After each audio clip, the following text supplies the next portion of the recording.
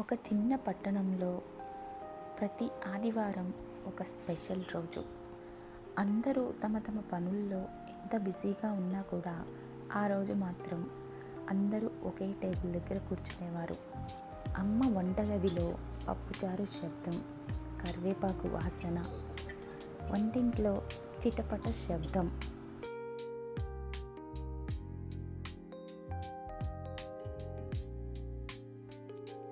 తాతగారు ఎప్పుడు చెప్తుండేవారు, ఇంటి ఆనందం అనేది ఈ వంటగది నుంచే మొదలవుతుంది అని. పప్పుచారుని పళ్ళెంలో పోస్తే అది కేవలం ఒక వంట కాదు, అది కుటుంబం కలిసే ఒక క్షణం.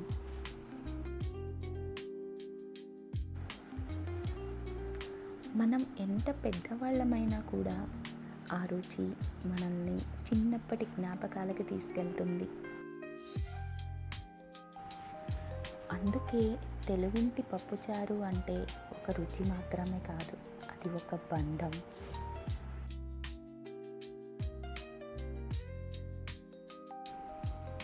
అలాంటిదే నేను ఈరోజు మీ అందరితో పంచుకోబోతున్నాను. ముందుగా మనమైతే ఈ రెసిపీని ఇలా మట్టి పాత్రలో చేసుకుంటే మనకి అమ్మమ్మల తాతమ్మల నాటి కాలం జ్ఞాపకాలతో పప్పుచారు చాలా టేస్టీగా ఉంటుంది.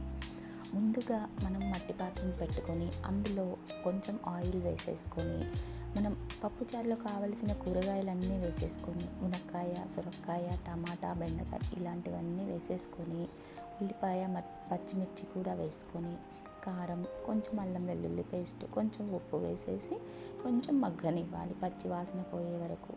ఇవన్నీ మగ్గిన తర్వాత ఇందులో ఇంకేంటి స్పెషల్ అంటే చింతపండు రసం. కొంచెం చింతపండుని నానబెట్టుకొని దాన్ని మంచిగా రసం తీసి దాంట్లో కలిపేసుకోవాలి. అలాగే మనం ముందుగా ఒక గ్లాస్ కందిపప్పుని కుక్కర్లో వేసి ఉడికించుకుంటాం కదా, ఆ పప్పుని కూడా ఇలా కలిపేసుకోవాలి. ఇలా ఫస్ట్ కలుపుకున్నా పర్వాలేదు, తర్వాత చింతపండు రసం వేసాక కలుపుకున్నా కూడా పర్వాలేదు. ఎలా అయినా పప్పుచారే కదా.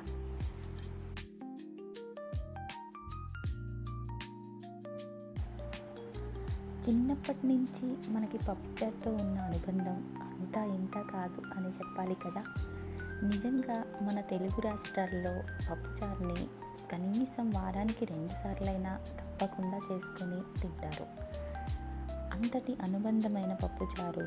మనం చిన్నప్పుడు మన ఇంట్లో ఏ కూరగాయలు లేకపోయినా కూడా కందిపప్పు, చింతపండు ఉంటే ఆ రెండింటితోనే ఒక చారులాగా చేసుకొని దాన్ని తాలింపు పెట్టేసి ఆ గుమగుమలతో మనం చాలా ఆస్వాదించేవాళ్ళం అమ్మ వాళ్ళు పెడితే. అలాంటి పప్పుచారు అనుబంధం మనం ప్రతిరోజు ఎంత పెద్దగైనా కూడా ఇంట్లో చేస్తే ఆ స్మెల్, ఆ రుచి, ఆ ఆస్వాదన ఇక చెప్పలేము. అంత రుచిగా ఉంటుంది పప్పుచారు. దీంట్లో మనం చింతపండు రసం వేసుకున్న తర్వాత కొంచెం వాటర్ కూడా యాడ్ చేసుకొని ఇందులో మనం ఫ్లేవర్ కోసం జీలకర్ర, మెంతిపిండిని వేసుకుంటే ఆ ఫ్లేవర్ చాలా బాగా వస్తుంది. తర్వాత కొంచెం సాల్ట్ని కూడా యాడ్ చేసుకోవాలి పులుపుకి తగ్గట్టు. చూడండి, ఇలా మట్టి పాత్రలో పప్పుచారు చేస్తుంటే ఎంత అందంగా కనిపిస్తుందో కదా. ఇలా మసులుతూ ఇంటి నిండా గుమగుమలతో పప్పుచారు చేసిన రోజు చాలా ఆకలిగా ఉంటుంది అందరికీ. అది అందరూ అనుభవించింది అనుకుంటా, ఎందుకంటే పప్పుచారుతో అనుబంధం అనేది అలా ఉంటుంది. ఇక ఫైనల్గా పప్పుచారు ఇలా మరిగి మంచి సువాసన వస్తున్నప్పుడు దీన్ని మనం తాలింపు వేస్తే ఇంకా ఇంకా తాలింపే అన్నమాట ఆ పప్పుచారుకి అందం, రుచి, టేస్ట్. అయితే ఇందులో కొంచెం నెయ్యి యాడ్ చేసుకుంటే చాలా బాగుంటుంది పప్పుచారు తాలింపుకి. ఇది చాలామందికి తెలీదు, కానీ కొంచెం నెయ్యి, కొంచెం ఆయిల్ వేసుకొని మనం పప్పుచారుని తాలింపు పెట్టుకుంటే చాలా బాగుంటుంది.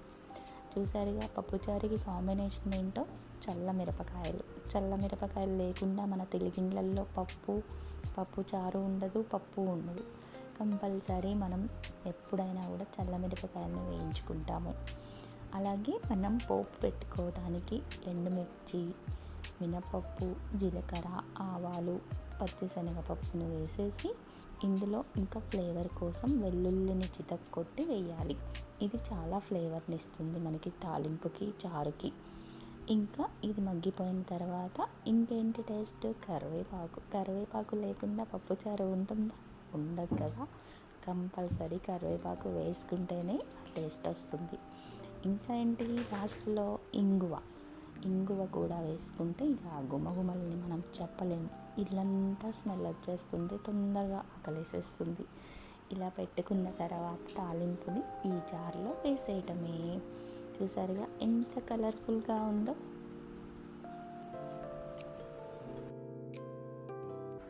ఇలా పప్పుచారు మొత్తం అయిపోయాక వేడి వేడి అన్నం ప్లేట్లో పెట్టుకొని చక్కగా ఒక పచ్చడి వేసుకొని, కొంచెం నెయ్యి వేసుకొని, నేను ఎర్ర పచ్చడిని వేసుకున్నాను. అలాగే వేడి వేడి అన్నాన్ని ప్లేట్లో వడ్డించుకొని, కొంచెం నెయ్యి వేసుకొని, కొన్ని చల్లమిరపకాయలని పక్కన పెట్టేసుకొని, పప్పుచారుని ఆ అన్నం మీద పోసేసుకొని తింటే అబ్బా, ఆ టేస్టే వేరు. ఆ రోజు చాలా ప్రశాంతంగా తినేస్తాం మనం ఫుడ్ని. చూసారుగా మా పప్పుచారు వీడియో, మాకు పప్పుచారుతో ఉన్న అనుబంధం. పప్పుచారు గురించి ఇలా వర్ణించాలనిపించింది, అందుకే నేను ఇలా చెప్పాను. మా ఛానల్లో మంచి మంచి వంటలు ఇంకా వ్లాగ్స్ వస్తుంటాయి, చూడండి. నచ్చితే లైక్ చేయండి, షేర్ చేయండి.